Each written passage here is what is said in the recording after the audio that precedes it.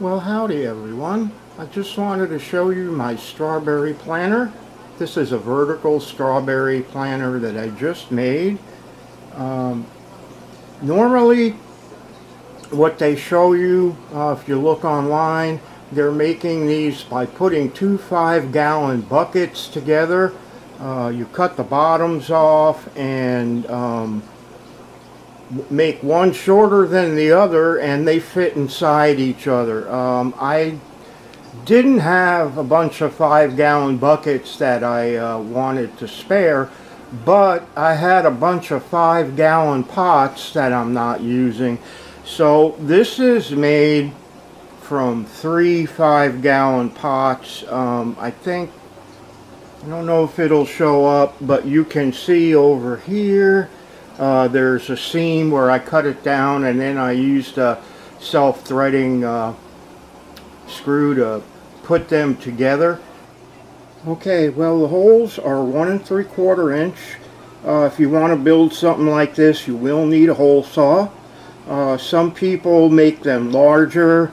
I've seen 2 inch. I've even seen people go as wide as 3 inch. I really don't see the need for that. This little deal here is a deburring tool, and it's really handy for getting sharp edges off the holes.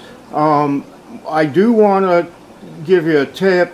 If you are going to do this, when you start the holes, you'll have the hole saw running, clockwise, but once it bites in, reverse your drill and it'll drill a much smoother hole.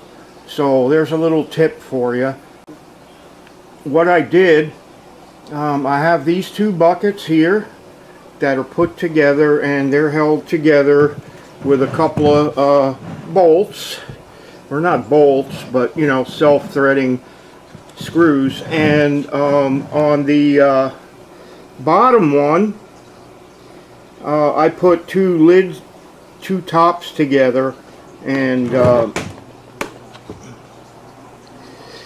use the same self-tapping screws to connect them.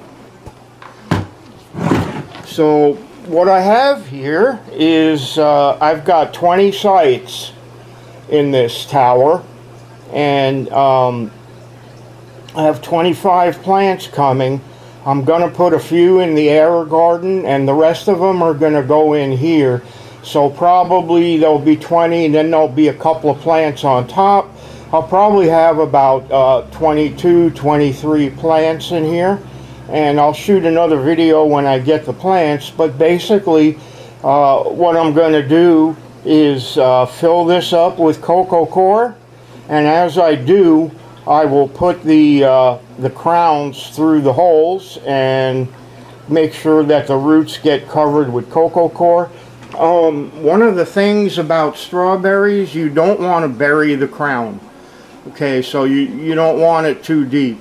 I have a bunch of Albion strawberries coming. They're an ever-bearing variety, and I'm expecting them within a week.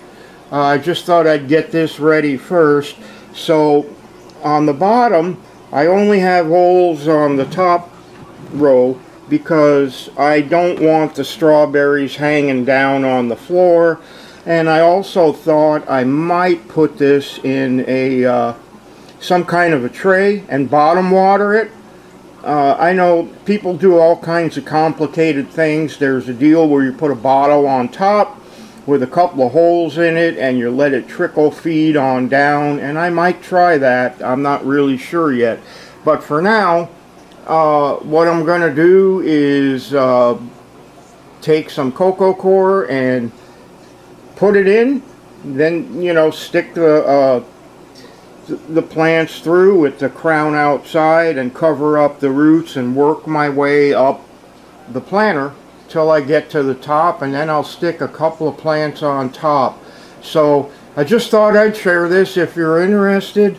This seems to be a good way to grow strawberries because it doesn't take up a lot of space, and I wanted to try this variety because the Albion is a day neutral, which means it keeps on making berries all season long.